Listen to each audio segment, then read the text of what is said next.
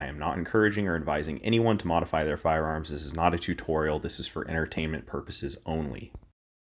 My first video on this pistol was sort of an introduction to the budget double stack 1911 market and how this gun fits into that segment and the value it represents. The reason I bought this gun is I kind of just wanted a new project. I really like tinkering on the 1911 platform, tuning them up, smoothing them out, and fitting new parts. Keep in mind that this gun performed just fine out of the box, and nothing I'm going to show here is necessary for its proper functional reliability. Fair warning, I will be getting really nitpicky with this gun. I'm definitely a trigger snob. In this video, I will explain what parts I replace based on my initial impressions from the first shots, my preferences, and target budget. I did a full tune-up on this, and I will give the total final price for the gun and all the parts I installed. I will share some more technical specifications, dimensions, tolerances, and details as they relate to the fit of this pistol and the ease of sourcing and replacing parts. I will show and explain how the gun feels after the work I did and discuss its value as a platform for upgrades. My budget for the initial upgrades on this gun was $950. Because above that price, I could have stepped up into the next tier of these budget guns and gotten a bull barrel with the Mac 9 DS or the LFA Apollo 11. Check out my first video for my breakdown of the budget price tiers and what led me to buy this pistol over other offerings. I installed a Wilson Combat full-length Commander guide rod. I prefer full-length guide rods. They add an ounce or so out towards the muzzle. I fit and tuned a factory staccato trigger. It has a longer shoe that increases the trigger reach slightly, and it provides pre-travel and over-travel adjustment. Over-travel adjustment is much more important to me than pre-travel adjustment. Had the factory trigger came with a over-travel adjustment screw, I probably would have left it. I wasn't crazy about the factory thumb safety profile. My preference is a little wider ledge to rest my thumb on, so I got a staccato ambi thumb safety set. For the lighter range ammo I generally use, the factory 16-pound spring was a little heavy, so I dropped it down to a 15-pound spring and may go down to a 14-pound spring once I see how it shoots. I got a reduced power recoil spring tuners pack from Wolf Springs, and I will also be porting this gun in the future, which will likely necessitate an even lighter recoil spring.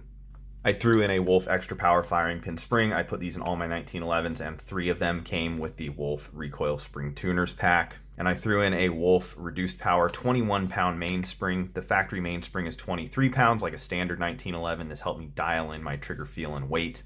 I like to run recoil buffers in 1911s. I've heard good arguments for and against them, but personally I've run them in many 1911s for thousands of rounds and never had an issue. Lastly, I installed a Wilson Combat barrel bushing. The factory bushing was quite loose in the slide and had a 6 to 7 thou diameter clearance with the barrel, so I wanted to tighten that up just a little bit. So let's add that all up. I'll round the prices up to the nearest dollar. Pistol, $750. Full-length guide rod, $30. Trigger, $40. Ambi thumb safety, $80.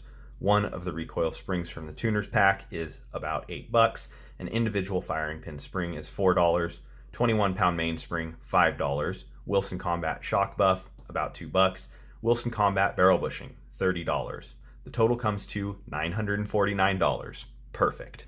I'm not going to show the process for parts installation and fitting or tuning up and smoothing out of this pistol. I already did that in the video I made on the Springfield Prodigy. That video ended up being almost an hour long, and I show every little step in detail about how I tune up this style of pistol and what tools I use. So if you're interested in a more in-depth step-by-step look at the process, I will link to that video in the description. Keep in mind, this is not a gunsmith hand-fit gun. It's very much a high-volume production pistol. While I did hand-fit some parts, the slide-to-frame fit and the fit of all the parts and internals that I didn't change was determined at the factory by the manufacturing processes and tolerances held on the individual parts, and which of those parts were chosen to assemble this pistol. Let's see what kind of improvements were made. This trigger just came out absolutely fantastic. I'm very, very impressed and pleased with this staccato trigger for $40. The finish on the trigger bow was awesome. It polished up to a mirror finish very easily. There was no sharp edges. This one took very minimal fitting. There's no more up and down movement of the trigger. The pre-travel is exactly where I want it. That's just a personal preference thing. I didn't have to touch the pre-travel adjustment tab, but it's really nice to have that. I lightened up the take-up significantly. Right now it's just below 2 pounds, whereas before the take-up was about 3 1/4. It was very heavy. So the take-up is nice and light, firm wall, crisp break, minimal creep, minimal over travel. Reset, very short, very positive, audible, and tactile.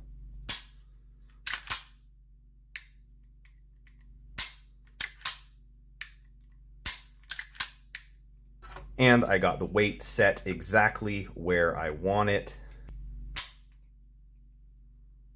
4 pounds, 4 pounds, 4 pounds on the money. I was targeting 4 to 4.5 pounds, kind of, keeping it more like a duty carry oriented type of trigger pull. I started my stippling job by doing a really fine stippling pattern that really matches the feel and texture of the checkering on the front and back straps, and kind of just put it where I wanted it to be. I went with a scale pattern on the sides. It's super aggressive and grippy and abrasive. And I did that because, I don't intend to carry this gun. If this was a concealed carry, especially inside the waistband, I would have not gone nearly this aggressive. It turned out really good. Does it look the best? Nah, not really. Probably 6 out of 10 for aesthetics, but man, does it just grip in your hand perfectly. One thing I really like is that the thickness of the plastic right here, it's like 150 thousandths. It is pretty dang thick. So you can go really deep on your stippling and get a really aggressive pattern. Or if you stipple it and screw it up, you have more than enough plastic to completely flatten it out again and start over. Or another thing to think about is if you have smaller hands, these are kind of big grips, these double stack 1911s.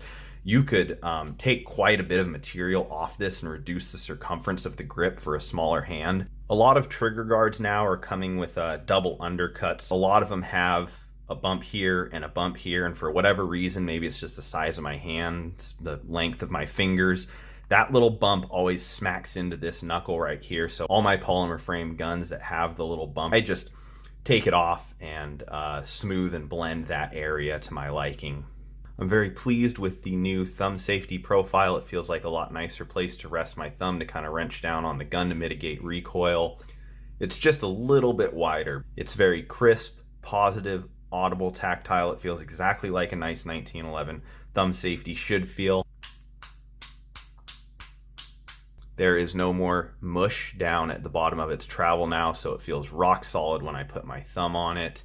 I got the grip safety release point adjusted a little bit more towards the middle of its travel. Magazine release is no longer gritty. It's a lot smoother.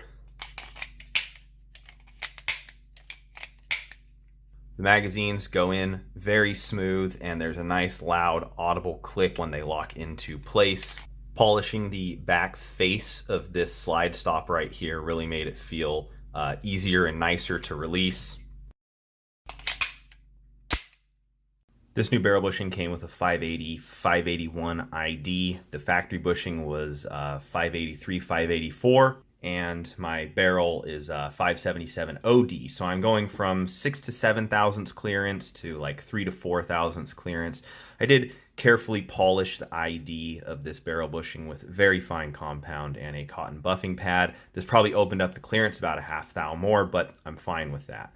This barrel bushing is still unfortunately a little bit loose in the slide, which means Tisas did not do a good job machining their slide for the bushing. Based on the measurements I took of the slide right here, I knew it wouldn't be super tight. This new bushing is significantly tighter than the factory bushing in the slide, and the OD of this required no fitting at all. If I was really concerned about the bushing fit, I would have gotten one from EGW that had an oversized OD and an undersized ID, and I would have had to carefully fit it to both the slide and the barrel. This Wilson Combat one tightened things up enough for my liking and how I intend to use this pistol. I will touch on how the improved trigger and this tighter barrel bushing improved accuracy in the next video. This gun really slicked up nice. Oh, yeah! Oh, yeah, that would slick back really nice!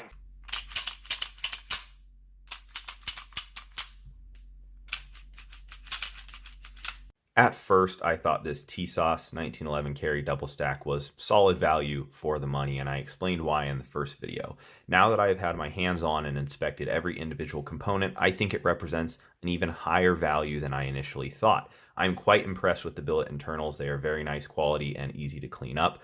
I did not like that they were finished with Cerakote. I would have really preferred nitride. I had to do a little bit more cleanup due to the excessive coating thickness, but in general, they weren't bad. For someone like me, this pistol represents an even higher value for money because I can do all the work myself and not have to pay for labor. I did put $200 of parts into it, but even if I didn't replace one component, I could have gotten this thing feeling much better than it did out of the box in about 2 to 3 hours. The standard parts compatibility with the Commander 1911 and the most common double stack 1911 parts, which are, the Gen 1 Staccato STI platform, add a lot of value to this pistol. Parts are cheap, available, and there's lots of options out there.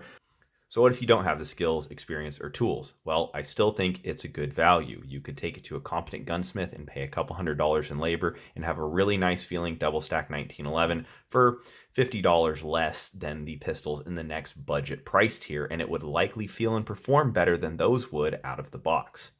So whether you can tinker on the gun yourself, would have to pay a gunsmith to do it, or don't care to do anything to it, this gun is a great value and should be reliable and perform good, if not great.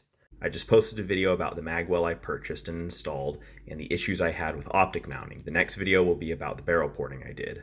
I hope this video was interesting, informative, and helpful. Thanks so much for watching.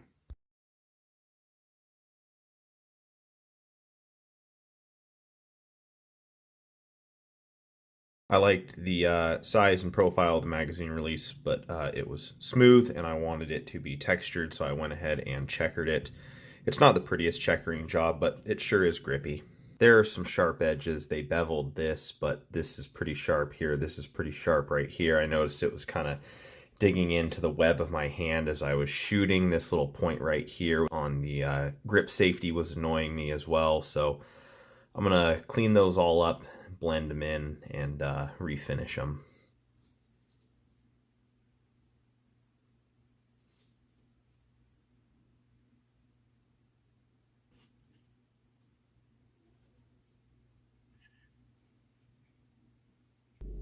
Got the refinish done on these parts here, and keep in mind I wouldn't have done this if I only had cold blue to refinish them. I have special chemicals specific to blackening stainless steel. They're much more aggressive. They do a better job at attacking the metal and getting a thicker black oxide layer on steel than cold blue does. And then I have this sealer that goes over it and kind of creates a waxy protective finish. That's the reason I was comfortable doing this work right here and blending these, because I knew I would be able to refinish it with a more robust process than just cold blue. The refinish doesn't look too bad to me. It's if you look closely, you can tell something's going on there a little bit because the refinished metal looks a little bit different than the Cerakote, but I think it looks just fine, and the profile of it is going to be so much more comfortable on the web of my hand there.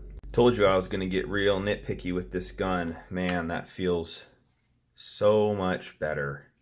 No sharp edges back there in the web of my hand whatsoever.